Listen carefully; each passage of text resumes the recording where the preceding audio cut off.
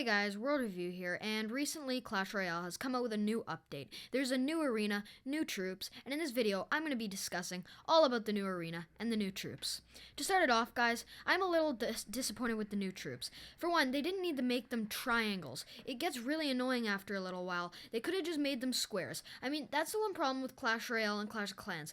They make you get all interested and happy about having a new super expensive troop that you paid a ton of money for, saved up for ages, and then right when you're done saving up for that one, a new troop will come out that is twice the price and is even better, and then you'll want that and you'll end up spending money. So honestly, I can't decide if I'm liking the new troops, and they aren't even that amazing anyway. Like, the group of musketeers is 10 elixir. I mean, so that would be the one downside to the new update, is definitely the new troops, but I really like the new arena. It looks really cool, and I think they should definitely stick with it. I hope Clash Royale comes out with more arenas, but I don't want to be overwhelmed by the amount. And if you look here, they have all those mechanical stuff on the sides, and it looks really cool, and I definitely really like this arena. Since we've gotten all this arena crap out of the way, let's start talking about some gameplay and the art.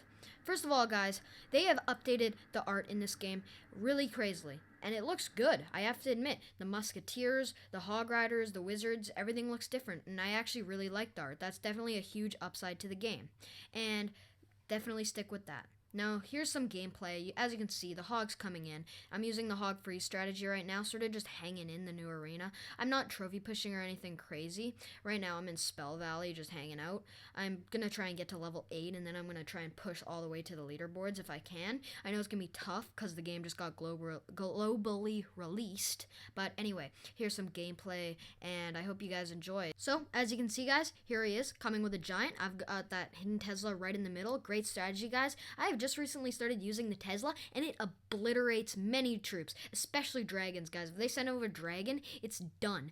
Now, there we go. Got some minions, hopefully on that tower. They can deal a bit of damage. There we got that hog rider, perfect timing coming in. We got that free spell waiting, but unfortunately, we missed the witch, and he ends up fireballing our hog rider. But we dealt an enormous amount of damage to that tower, and is almost destroyed already, guys. Way to start off the game. Let's get some early trophies and get up to the higher levels in this new arena. It would be definitely interesting to get above this arena. So here we go. And as you can see, guys, the arena still sort of has a different Royal Arena-esque to it. I have to say the sides and everything look the same. You can tell when Clash Royale designs their arenas, they use a base model, because on the sides you can see those buildings. Those are there, I think, every single arena.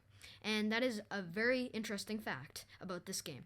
Now, here we go. I find wizards are really effective on minions and stuff, so I sort of try to stay out of that, but I end up using bombers, and it actually takes wizards 2 or 3 hits to destroy a bomber, and a bomber can, like, 2-shot the wizard, so you should definitely try using bombers. That's a great counter for the wizards. There we go, sending in that hog rider, and I counter with skeleton army, and we got that tombstone going in, and he wastes his fireball on my skeleton, so then I right away place down my hog rider, and he ends up freezing it, which is a really weird play, and I didn't suggest it. Well, I don't suggest it, and anyway, that hog rider's on the tower, but unfortunately I missed the wizard, and the hog rider still takes out the tower, and we end up winning.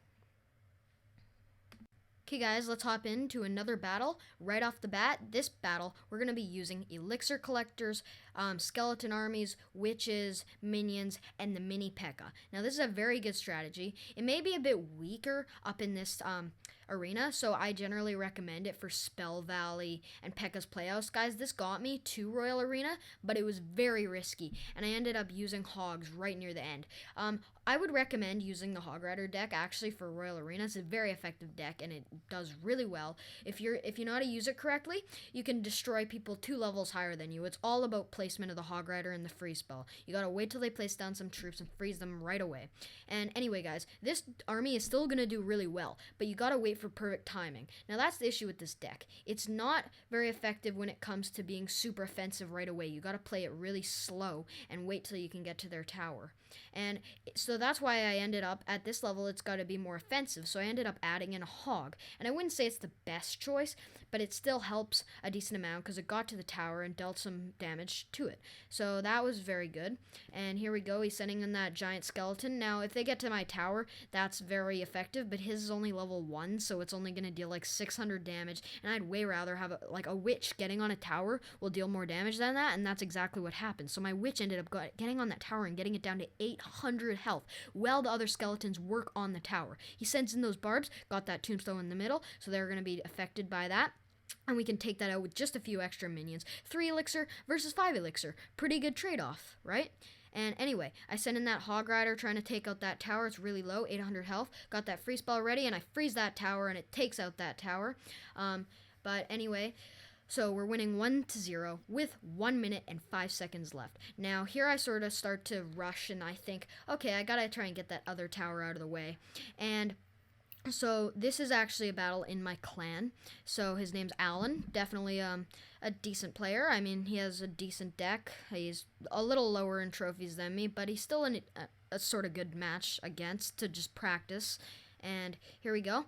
Got that hog ready to go in, and I'm about to place it down, ready to rush to that tower and take out that tower before his giant skeleton reaches mine. He sends in some barbs. I've got the skeleton army waiting right by it, and the skeleton army absolutely obliterates the barbarians. Then he sends in that dragon, and I find dragons aren't very good anymore. I have level 3 dragons. It's my highest epic, level 3, but it's pretty useless nowadays because if you send in minions, anything, Teslas obliterate giants.